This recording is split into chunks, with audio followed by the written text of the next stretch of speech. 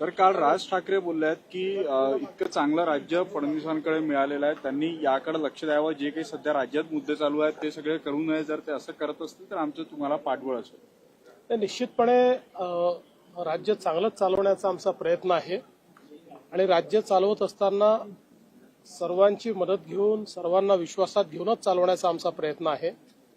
मी काल त्यांचं भाषण पूर्ण ऐकू शकलो नाही, पण जेवढं मी ऐकलं त्यात काही महत्त्वपूर्ण मुद्दे ते बोललेले आहेत. निश्चितपणे त्याच्यावर आम्ही विचार करू, जे काही महत्त्वपूर्ण मुद्दे त्यांनी मांडलेले आहेत. आणि शेवटी राज्य चालवत असताना सगळ्यांना सोबत घेऊन चालवणं हाच खरं म्हणजे आमचं उद्दिष्ट आहे.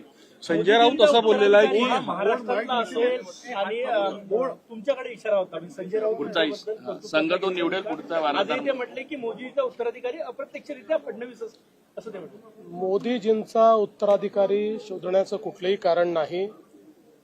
मोदीजी आमचे नेते आहेत. अजून बरेच वर्ष मोदीजी काम करणार आहेत. आमचा सगळ्यांचा आग्रह आहे. आम्ही 2029चे पंतप्रधान म्हणून मोदीजींकडेच बघतो आहे. पूर्ण देश बघतो आहे.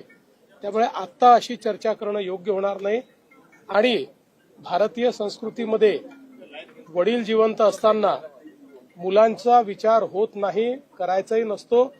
ही सगळी मुघली संस्कृती आहे की वडील जिवंत असताना मुलं अशा प्रकारचा विचार करतात.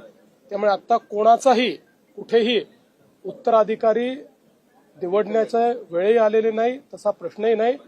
आणि जोपर्यंत माझा विषय आहे, माझा त्याच्याशी संबंधही नाही. मशिदीवरील भोंगे हटवण्याबाबतही राज ठाकरेंनी महाराष्ट्र सरकारला विचार करण्याबाबत 100% जे नियमाच्या बाहेर आहेत आणि सुप्रीम कोर्टाने दिलेला जो आदेश आहे, या आदेशाचं तंतोतंत पालन महाराष्ट्र सरकार करेल.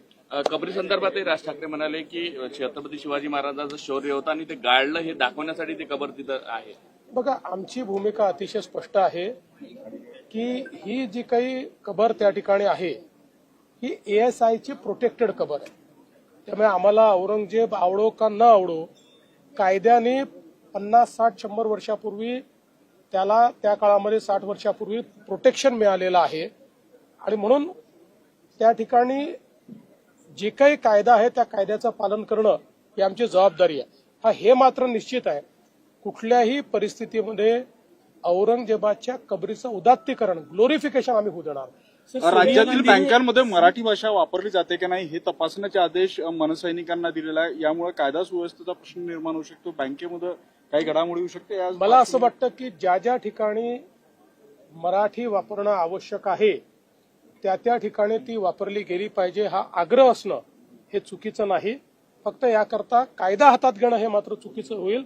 मला अपेक्षा है कि कोई कायदा हाथ घेणार नहीं. सोनिया गांधी जी ने एक आर्टिकल लिखा है, शिक्षा व्यवस्था पर सवाल उठा है, कह रही कि सांप्रदायिकरण हो रहा है शिक्षा का. आरएसएस पर भी उन्होंने निशाना साधा. मुझे ऐसा लगता है कि शिक्षा का भारतीयकरण हो रहा है.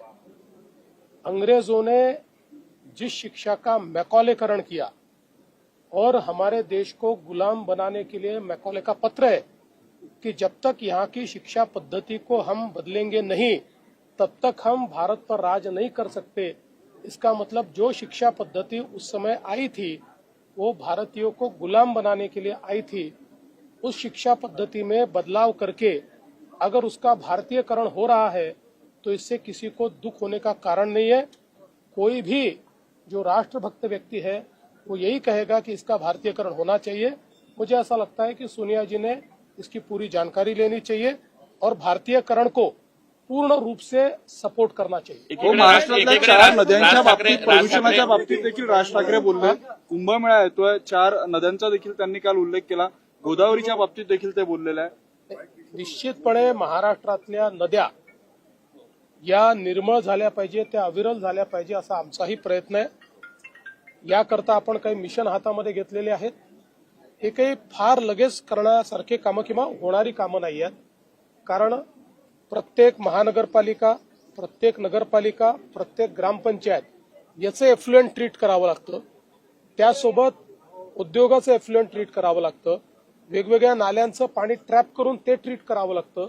एक खूप मोठा हा कार्यक्रम आहे थोडा वेळ खाणारा, थोडा खर्चिक कार्यक्रम आपण हा केलाच पाहिजे या मताचे आम्ही असल्यामुळे याची सुरुवात आम्ही ऑलरेडी केलेली आहे.